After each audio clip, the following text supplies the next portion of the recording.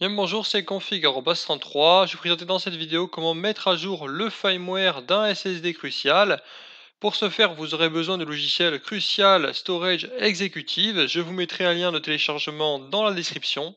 Mettre à jour le firmware d'un SSD est quelque chose d'important, tout comme mettre à jour le BIOS de votre carte mère.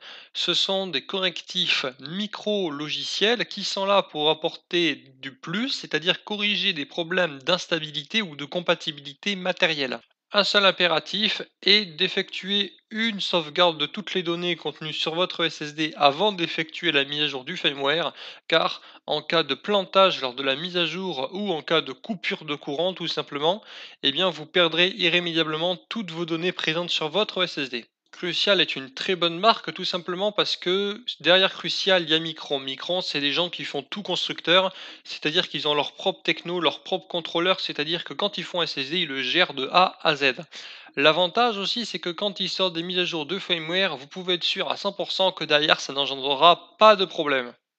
Et quand bien même vous aurez un problème suite à la mise à jour du firmware, eh bien n'hésitez pas à retourner votre SSD en garantie, car il faut savoir que les SSD cruciales suivant les modèles sont garantis entre 3 et 5 ans, ce qui est juste énorme.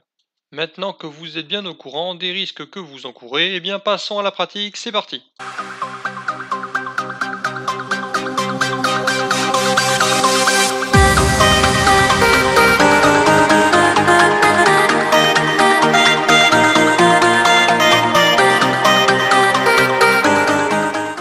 Une fois sur votre bureau, ouvrez votre navigateur internet, puis récupérez le lien que j'aurai mis dans la description de la vidéo. Celui-ci vous redirigera alors vers le site de Crucial où vous aurez la possibilité de télécharger le logiciel Crucial Storage Executive. Une fois le téléchargement effectué, vous obtiendrez un dossier compressé qu'il vous faudra décompresser pour y exécuter le setup d'installation qui s'y trouve. Pour ceux qui ont une version de Windows antérieure et qui n'ont pas de logiciel de décompression, je vous mettrai dans la description un lien vers une de mes précédentes vidéos où je vous explique comment installer cette zip. Cette zip vous permettra de décompresser tous les dossiers compressés au format zip, RAR, etc. Ce qui est extrêmement pratique. Pour ceux qui se demandent combien de temps dure la mise à jour d'un firmware d'un SSD, eh bien pour mon MX300, j'ai mis 2 bonnes minutes pour effectuer la mise à niveau. Une fois que vous avez exécuté le setup d'installation, si un message de confirmation d'exécution apparaît, faites oui. Vous devrez ensuite sélectionner la langue d'installation. Par défaut, la langue proposée est la langue française.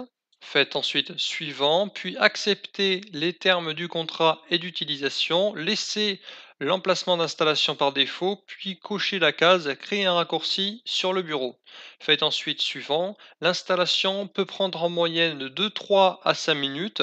Une fois l'installation achevée, il vous suffira simplement de décocher la case, voir le fichier Lisez-moi, puis cliquez sur Terminer. Une fois le logiciel lancé, la première chose à faire sera d'aller vérifier l'état de santé de votre SSD pour savoir si celui-ci présente des défauts sectoriels ou d'éventuels dysfonctionnements ou une panne fatale pourrait arriver prochainement.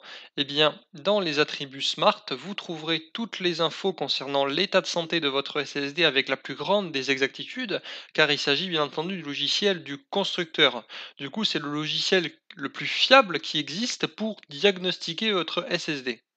Si votre SSD ne présente pas de défaut, vous pouvez alors mettre à jour le firmware. Pour ce faire, cliquez sur mise à jour du micro-logiciel, puis sur mettre à jour le micro-logiciel maintenant. Une fois l'opération achevée, un message vous informera alors du bon succès de l'opération. Cette vidéo est terminée. J'espère vraiment qu'elle vous a plu. Pour encore plus de vidéos, n'hésitez pas à vous abonner à la chaîne. C'était Configure Boss 103.